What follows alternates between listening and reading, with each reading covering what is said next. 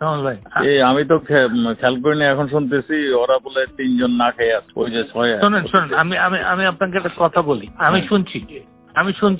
জি, আচ্ছা। ব্যাপারটা হচ্ছে আমি একটা সিদ্ধান্ত নিচ্ছি। সিদ্ধান্তটা হচ্ছে এই, কালকে সকালে আপনার ওদেরকে ছেড়ে দেওয়া। আচ্ছা।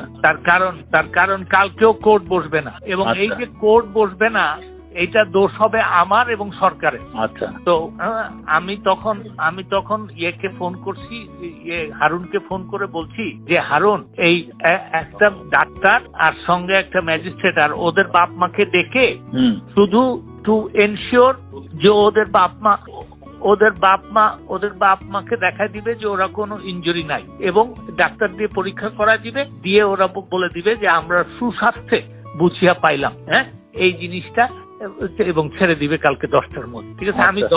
আমি 10টা বলছি কারণ আমি 8:30টার সময় মাননীয় প্রধানমন্ত্রীকে এটা আমি জানাই দিই।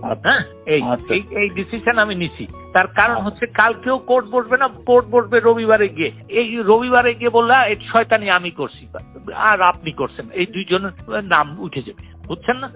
আমি আর দরকার কি আমাদের এই শয়তান হওয়ার? আজকে ছেড়ে দিলেই ভালো হইতো। আজকে রাত্রেবেলা ছেড়ে দিলে বলবে চোরের মতন ছেড়ে দিচ্ছি। ডাক কেন? কালকে সকালে দিই। আচ্ছা, ঠিক আছে। হ্যালো ভাই। জি ভাইয়া, আমরা অপারেশনের স্বার্থে 10টার সময় আমরা কার্ফিউ শিথিল করতে চেয়েছিলাম, এটা আর করছি না, কিন্তু কোর্ট আপনার চলবে। কোর্টের এখানে তো কোনো অসুবিধা নাই, কোর্ট আপনার চলবে। আমরা কারফিউটা নিয়ে যাচ্ছি 3টা থেকে 5টা পর্যন্ত আমরা শিথিল করবো। এর মধ্যে আমরা যা করার করবো। আচ্ছা, ঠিক আছে, এটা আপনাকে জানিয়ে গেলাম। ওই যে কালকে আবার কোর্টের জন্য আপনার যেভাবে কোর্ট চালান সেভাবে কোর্ট চলবে, সেটা আমাদের কমিশনার দায়িত্ব নিয়ে যাবে। ওকে, থ্যাংক ইউ। তো আজকে এই পর্যন্তই, কিন্তু প্রশ্নগুলো এখানেই শেষ নয়। এই দেশ, এই রাজনীতি, এটা আমাদের সবার। আপনি, আমি, আমরা সবাই মিলে গড়ে তুলব সচেতনতার একটা মঞ্চ। আপনার ভাবনা, আপনার চিন্তা এবং আপনার মতামত আমাদের দরকার। তাই কমেন্টে লিখে জানান এই মুহূর্তে আপনি কি ভাবছেন এবং আপনি কোন দিকে তাকাচ্ছেন।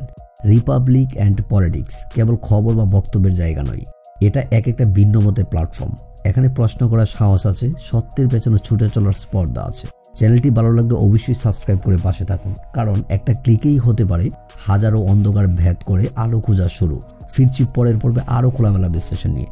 সে পর্যন্ত সবাই ভালো থাকুন, সুস্থ থাকুন। আল্লাহ হাফেজ।